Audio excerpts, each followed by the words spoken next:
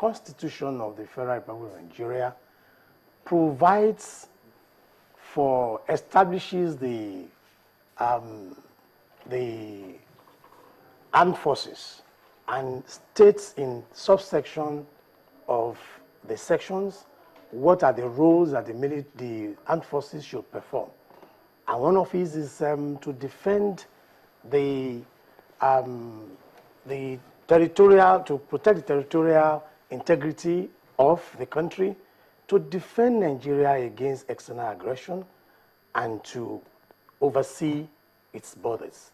It goes further now to say that the military could still perform some functions that may be called upon by the president, but subject to the conditions laid down by the Act of the National Assembly. It goes further in 218, which is controversial and which is what is causing the problem. In 218, it goes further, 218.1, to say that part of the powers vested in the president as commander-in-chief is to determine the operational use of the military. But people who have been talking, I guess, stopped at that and do not take cognizance of subsection 4 of that 218. What does it say? And section 218, subsection 4 says that the powers that the National Assembly has the power to make laws to regulate. One, powers exercisable by the president as commander-in-chief. In 2181, it confers power on the president to determine the operational use as the commander-in-chief, operational use of the military. It goes back to subsection 4 to now say that powers exercisable by the president can be regulated by the law of the National Assembly. We still subject the power of the president to determine operational use to the laws regulating that particular power. What is this operational use? Well, the operational use is not defined in the Constitution, but it's been defined by another statute. We talk about the Armed Forces Act as to foster peace and help in maintaining law and order. But you cannot override the Constitution by another statute. And that is to say that the provision of the Constitution is sacrosanct because in section 1.3 of the Constitution, it states that where the provision of the Constitution conflicts with any other law.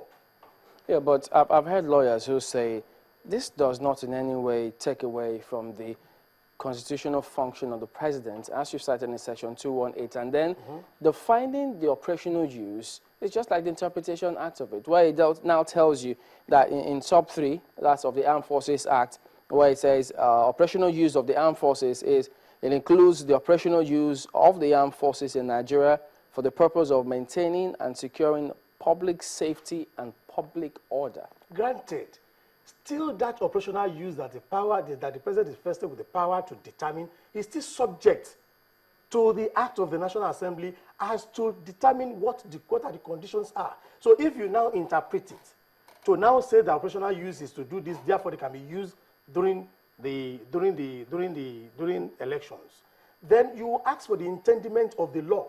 In every sections of 217, in 217 and 218, there is attempt by the drafters to subject the powers of the president to that of the National Assembly so that it won't be whimsical.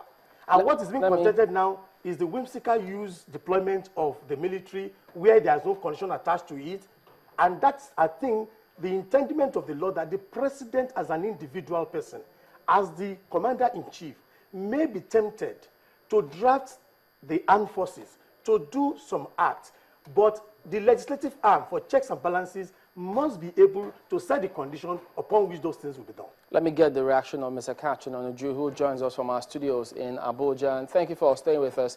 Well, you've heard Honorable Sinai speak on his view about what the judgment means, interpretation, and in subjecting the president's powers to the National Assembly. What's your perspective on this one? Thank you very much. I am happy we talked about Section 218 So what you must ask yourself, is Nigeria at war now? The answer is yes. Did Nigeria suddenly own a sigh of relief in the postponement of the elections? The answer is yes. The gentleman in the studio knows that he also felt some quality of calm all over the country. Now, why do we do this? Because of recent, Nigerians have been traveling in mass numbers from the north away to the south because something tells them in the intelligence that they have that something very, very dangerous is about to happen. And that's why you see we are at war and people want to use violence to undermine country. That's where the soldiers could come out not to do electoral duty. The army are not there and have never been part of election duty. Election duty is carried out by the INEC staff plus its 700,000 ad hoc staff. That's what it is.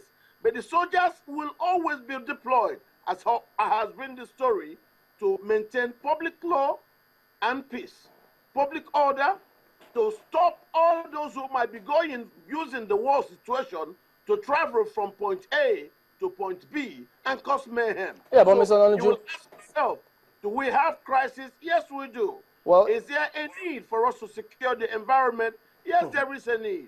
This is just judicial acrobatics by politicians trying to gain advantage. All right, briefly, if you talk about those who are moving from point A to point B, there's supposed to be restriction of movement on that day. Where does this point sit?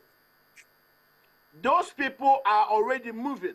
You are in Lagos, I'm in northern Nigeria, and I can tell you, people have been traveling because of the war, because of the crisis in the far north. There is a war on.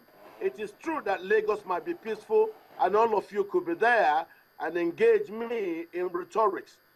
Chamberlain, there is war in northern Nigeria.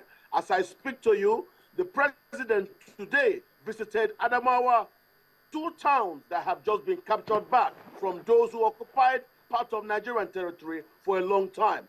Nigeria right now is under war, but the Red Cross has said that, and the Human Rights Commission say that. So let us not try to use the atmosphere of fear to intimidate people and then damage the election. Why are we afraid of soldiers maintaining peace, law, and order in all over the country if, just as we are now challenged, that is the case? The soldiers are not part of election duty. We are all engaging ourselves in judicial acrobatism and political rhetorics. All right, I don't think there's actually any need for this argument, and it should not exist. All right, we'll be back after this break and take a little more perspectives on this matter, as a matter of fact. So please join us again.